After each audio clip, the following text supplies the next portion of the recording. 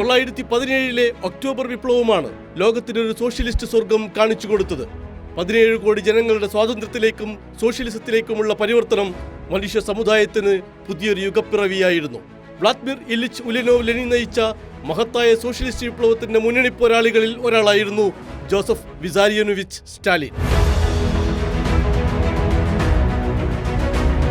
1924 ലെനിന്റെ മരണത്തോടെ സോവിയറ്റ് യൂണിയന്റെ ഭരണാധികാരിയായ സ്റ്റാലിൻ പ്രതിവിപ്ലവങ്ങളുടെയെല്ലാം വേരറുത്ത് 3 പതിറ്റാണ്ട് കാലം ആ സ്ഥാനത്ത് തലയുയർത്തി നിന്നു.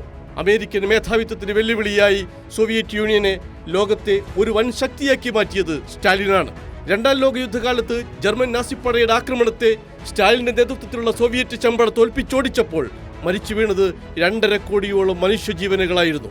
അക്കാലത്ത് സ്റ്റാലിന്റെ സുരക്ഷാ ഗാർഡായിരുന്ന അലക്സി ട്രോഫിമോവിച്ച് റൈബീൻ ആയുധവുമായി പടക്കളത്തിൽ നേരിട്ടിറങ്ങിയ സ്റ്റാലിനെ കുറിച്ച് നെക്സ്റ്റ് ടു സ്റ്റാലിൻ എന്ന പുസ്തകത്തിൽ വിവരിക്കുന്നത് അത്യന്തം ആവേശകരമാണ്. 1928 ഇന്ത്യയിൽ നിന്ന് ഭഗത് സിംഗിനെയും സഹവിപ്ലവകാരികളെയും സ്റ്റാലിൻ റഷ്യയിലേക്ക് ക്ഷണിച്ചത് കമ്മ്യൂണിസ്റ്റ് നേതാക്കളായ ഷൗക്കത്ത് ഉസ്മാനിയും മുസഫർ അഹമ്മദും സ്ഥിരീകരിച്ചിട്ടുണ്ട്. 1929 മീററ്റ് ഗൂഢാലോചന കേസിൽ ഭഗത് സിംഗ് അറസ്റ്റിലായിരുന്നില്ലെങ്കിൽ ഇന്ത്യയുടെ ചരിത്രം മറ്റൊന്നായേനെ. സ്വാതന്ത്ര്യാനന്തരം ഇന്ത്യയുടെ കാർഷിക വ്യാവസായിക മേഖലകൾ പിച്ചവെച്ചത് സ്റ്റാലിന്റെയും സോവിയറ്റ് യൂണിയന്റെയും സഹായത്തോടെയായിരുന്നു.